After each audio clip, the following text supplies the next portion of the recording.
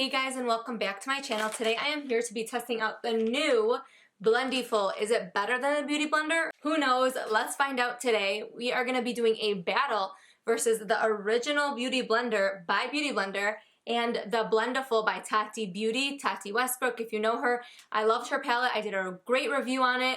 Check that down below. I'll link it. But yeah, we're going to be testing out this versus this today. I'm going to be doing BLENDIFUL on this side and Beauty Blender on this side. Skin is already primed and prepped. If you see this eye look and you like it, this video will be coming soon. So sorry if I'm in the same outfit. Didn't feel like changing. And I'm filming like 17 videos today. So if you want to see the battle between the Beauty Blender and the BLENDIFUL, then please keep on watching.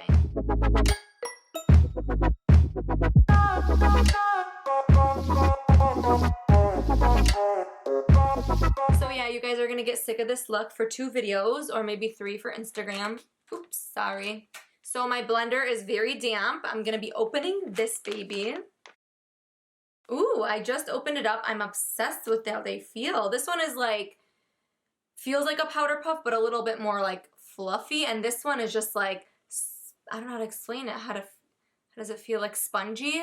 Yeah, like spongy, but like not like a Beauty Blender sponge, but like, I don't know, it has a different texture and different feel to this. But what I do know about this is it's supposed to apply like creams and powders, amazing. Mostly creams, obviously. And I heard it pushes in like primer, like pore filling primer, amazing. So I have my Tatcha Silk Canvas right here. And then I also heard that this one is more so for like touch-ups on the go. Like how cute throwing this in your purse and just doing a little touch-up powder. So I heard that's better for this. And this is better for like creams. And then also it'll work with powders, I heard, with like highlights and stuff, but I think creams are better. But also obviously you can use it as a powder puff to just like set your face. So yeah, creams and powders. But yeah, I love sponges, so I don't necessarily put this primer on with a sponge, but today we're gonna, because we're gonna do it fair and square, see how each one works. Okay, let's go ahead and stamp this in and just kind of drag and rub, just kind of like that, and get it in the areas that I would like. Like I said, we're splitting the face right down in half.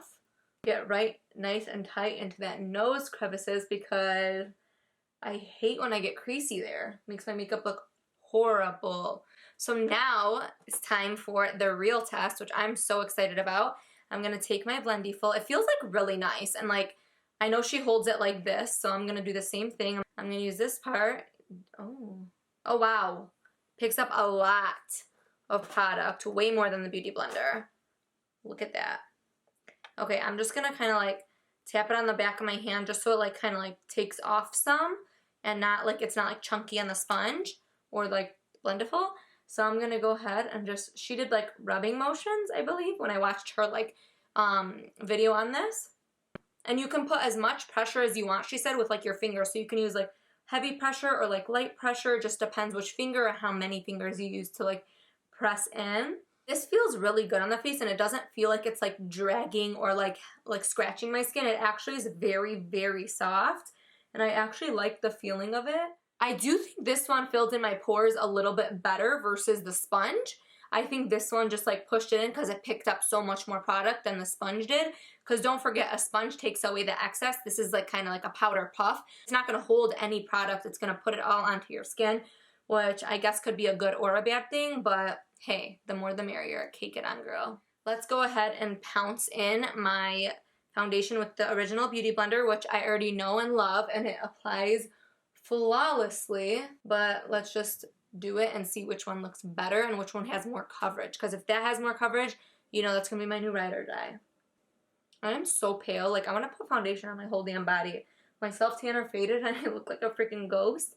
So I don't know why I had the nerve to wear a freaking open shirt today like it's summer when really it's a blizzard outside and there's like hazardous like warnings. But yeah, I guess I want to feel like it was summer. I'm going to go in with a little bit more because more is more. Okay.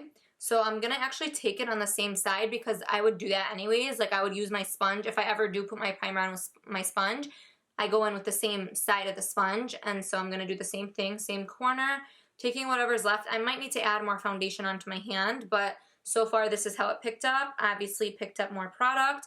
And let's go ahead and do this. I'm excited. Actually, I want more product. I already feel like I do because I didn't really have that much left because I went in with 2 layers on this side, so I'm going to need to do the same exact thing. Okay, so I picked up more product. So what she did is kind of like stamped and dragged, stamped and dragged. So we're going to do the same thing. Feels great. Doesn't feel like weird either. I thought it would be weird to like apply, I need to stop saying like, but I thought it would be weird to apply it with a cloth sponge, but it's not. Now I'm just gonna tap over it like how I would a blender, just to like kind of make sure it's all evened out. This side definitely has more coverage. I put 2 layers on this side and 1 layer on this side so far. I just grabbed more, but I haven't put it on yet. So far, this side is way more full coverage. I don't even know if I need the 2nd layer on this side. Like I have some blemishes over here that I could see, but it looks so natural and like flawless on this side. That's why I love a sponge. But this side looks so full coverage, and it took like half the amount of time because it's like bigger and easier to just like work with. I'm just gonna go in with the 2nd layer because more is more. That's my quote of the day, more is more. But I'm just gonna go in because I did 2 layers on this side, so I want it to be even. Okay, so final opinion on the foundation part for the Blendiful and the primer part, because like it goes together, primer, foundation. This side did not fill in my pores as good as this side, so definitely for primer I would use this for a formula like this. Now what we're going to do is go in with my KKW Beauty Concealer.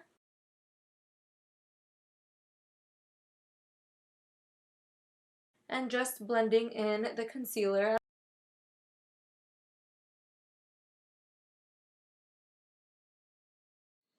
Still working with the same side of the Blendiful and just stamping in the concealer like how I would press a beauty blender. I feel like the whole point of this is kind of like more coverage, so I don't know, let's see, I'm gonna blend it out. I was worried with this that it wasn't gonna be able to get into that like crease tight enough, but you can like literally bend this like a napkin, so it like gets right nice and tight in there, so it does help to blend out your under eye, and it was actually really easy. I really did not have hope for it for the under eye, but I guess I was wrong. I'm gonna go ahead and tap it in, and it blends it out really fast. Like look how fast that was. You see that pimple? It's covering it so well. So definitely what I've realized is this is more product friendly, and what I mean by that is it doesn't waste product. So it's not a wasteful item at all, and it's reusable. So is a sponge, obviously, but the sponge soaks up so much of my product that like now I'm realizing like, damn. So normally, as you guys have all seen me do this a trillion times on my channel, I take my Tarte Princess palette and I go in with this shade right here with my sponge, and I set my under eyes. Okay, set, looks great. Let's go ahead and set with the Blendiful on a different side, not the cream side. So I'm going to flip it to one of the corners, get some, ooh, it's a lot of damn powder. See, I keep forgetting I have to be more light-handed, so I'm just going to tap it out on my hand and go in to set. So I'm going to go in with my normal face routine that I'm used to doing, because if it works with this, then I'm going to be obsessed with even more. So I feel like I'd give it more of a fair chance if I'm doing my makeup how I would normally always do it, not how I'd sometimes do it, which is cream contour. So I'm going to go in with this Cover FX powder, my favorite powder. So what I normally do is I take it and I just dip my butt of my sponge into it, and I get a good amount of product, and I'm going to just stamp it everywhere just to set. So it picks up a lot of product. I'm just going to kind of go like that in the back of my hand. I'm kind of scared, and just let's hope we're not cakey. Ready, set, go. Wow. It applied it beautiful, honestly. I'm not going to lie. What I do notice, one thing, bad thing, under eye looks cakey on this side and not on this side. I've said it in my previous videos where I don't like to bake under my eyes really, or put too much powder under there, because of the fact that, I don't know, I feel like I already have like, even though I'm freaking 23 and I feel like I have like under eyes of like a mature woman, but when I smile on this side, it's not as cracked and cakey. This side looks a little more too full coverage for my liking. So as far as the Blendiful under the eye, it's a no-no. I would definitely stick with the Beauty Blender under the eyes. So so far the Beauty Blender one for the under eye powder part. As far as for the powder everywhere else, I love how it applied everywhere else. I don't think it looks cracked or crepey or creasy, just how the under eyes. I'm just kind of picky of how I set my under eyes. So I'm gonna go ahead and do my bronzer and stuff like that off of camera, and I'll be right back to finish off using a sponge to highlight and the BLENDIFUL to highlight with powder. So I'll be right back. Okay, so I'm cutting my cheek with the blender, the Beauty Blender on this side.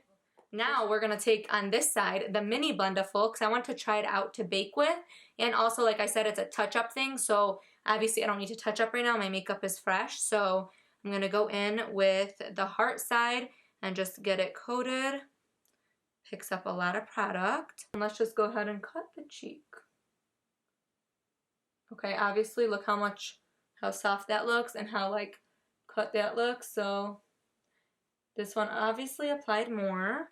So because this applied more powder, it's gonna obviously look more full coverage. So like I said, this applies things more naturally and this applies things more full coverage. So it's kind of like, what is your cup of tea? Like, do you like really full coverage or do you like more natural? But it still could look natural. It's just a little bit more glam in my opinion. Does that make any sense? So normally what I would do to take away my bake is just take a Morphe E3 and just stamp it into the skin. So I'm gonna do that on both sides. This side looks flawless, damn. This side looks good too, but just gathering my thoughts by myself. Sorry if you hear me talking to myself crazy over here.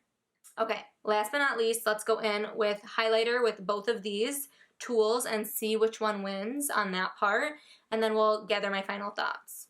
So I've really been into this MAC Glow palette lately, and let's apply this powder highlight. So I don't normally typically put my highlighter on with a sponge, so I'm not sure if I even like that because I feel like I didn't get it in the precise area that I desire, but I'm still gonna do it for this side just for the sake of the video, but I don't like this with powder. I do like using, obviously, with creams with the sponge, but let's try this one and see what happens. Definitely this. It's more precise. I can pinch it so tiny to make it like a targeted highlight. You see how glowy it is in that little area? It didn't get into my contour like this one did. I'm gonna go down the bridge of my nose with this and see how I like that as well. Love that. Look how skinny my nose looks. Alright guys, final thoughts on these two babies right over here. Honestly, I don't think I could pick one winner because I like them both for different things, and I think they actually work hand in hand together. What I do love the BLENDIFUL for is foundation and primer 100% over this. Will I still be using this for foundation and primer? For sure. But this a little bit over this if we're being nitpicky. This for under the eye, so the Beauty Blender for under the eye powder, this for all the creams underneath in general, because my under eye looks amazing. The only thing I'm being nitpicky with is when I put my powder, I wouldn't put it on with this just for my under eye. But as far as concealer, I loved it because it makes my under eye look so awake, so full coverage, and so brightened. This side looks amazing too, but like I said, nitpicky, I would use this for all creams and like primers, and this I would use for powder.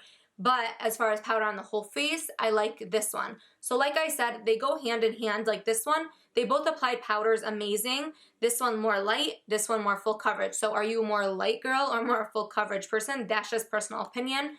Personally, I like this side of my face better.